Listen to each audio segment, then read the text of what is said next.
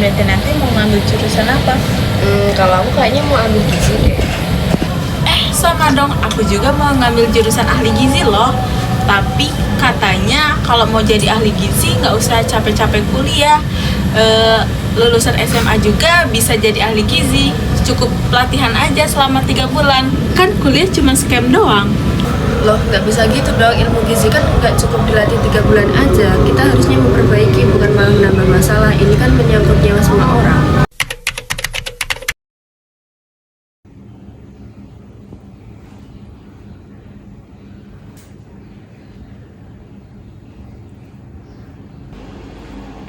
Ini gimana sih? Duh, jadi bingung.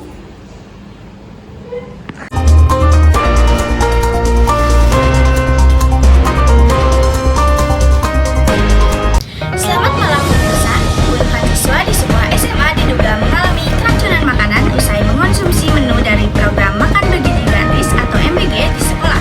Menurut laporan awal, para siswa mengalami mual dan muntah lalu mendapat penanganan medis. Hasil penelusuran sementara menunjukkan bahwa penyusunan menu MBG ditangani oleh tenaga dan lulusan S1 Gizi yang hanya mengikuti pelatihan singkat. Dinas Kesehatan masih melakukan investigasi untuk memastikan penyebab kejadian tersebut. Kasus ini menyoroti pentingnya kompetensi dan profesionalisme tenaga gizi demi keamanan pangan di lingkungan sekolah. Mbak, lihat ada yang keracunan MBG, katanya karena ahli gizinya bukan lulusan S1, cuma ikutan pelatihan gitu. Masa sih Mbak? Ya Allah, kalau gitu percuma dong aku nyekolahin anak aku tinggi-tinggi kalau lulusan SMA aja bisa jadi ahli gizi. Ya benar juga ya Mbak, kalau udah kejadian ini gimana coba, siapa yang bertanggung jawab? Ahli gizi mengingatkan bahwa pengelolaan makanan untuk program sekolah harus dilakukan oleh tenaga gizi yang kompeten dan berpendidikan formal karena menyangkut keamanan pangan dan kesehatan siswa. Kesalahan kecil dalam perencanaan dan pengolahan makanan dapat berdampak besar. Kasus ini diharapkan menjadi evaluasi bersama agar program gizi kedepannya lebih aman, profesional, dan bertanggung jawab. Demikian berita singkat hari ini. Sekian dan terima kasih. Ahli gizi wajib bekerja dengan kejujuran, tanggung jawab, dan rasa syukur karena kesehatan adalah amanah dari Tuhan. Ahli gizi harus menghargai martabat manusia, bersikap empati, dan juga tidak diskriminatif. Ahli gizi menjunjung kerjasama dan kebersamaan demi kepentingan kesehatan masyarakat. Ahli gizi perlu menghargai pendapat pasien dan masyarakat serta mengutamakan musyawarah dalam pengambilan keputusan. Ahli gizi harus memperjuangkan akses gizi yang adil dan merata.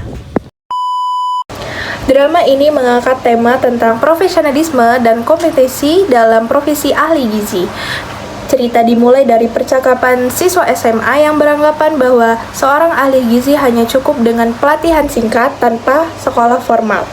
Perbandingan ini kemudian ditunjukkan dampaknya melalui perbandingan antara ahli gizi profesional dan ahli gizi tidak kompeten. Akibat kurangnya kompetensi terjadi kasus keracunan makanan dalam program makanan bergizi gratis di sebuah sekolah. Peristiwa ini menimbulkan keresahan bagi siswa dan orang tua, serta menunjukkan bahwa kesalahan dalam pengolahan gizi dapat berdampak serius terhadap kesehatan dan keselamatan banyak orang. Drama ini memiliki makna bahwa profesi ahli gizi tidak dapat dijalankan secara sembarangan karena menyangkut nyawa manusia. Pendidikan, etika profesi, dan tanggung jawab moral merupakan salah satu hal yang wajib dimiliki oleh tenaga gizi.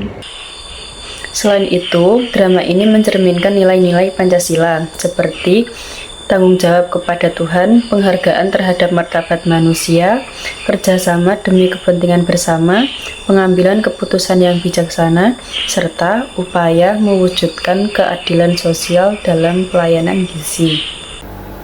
Nah, melalui drama ini kita diharapkan untuk lebih memahami tentang pentingnya profesionalisme tenaga gizi sebagai bentuk nyata dalam pengamalan nilai-nilai Pancasila dalam kehidupan sehari-hari. Sekian dari kami, terima kasih. Wassalamualaikum warahmatullahi wabarakatuh.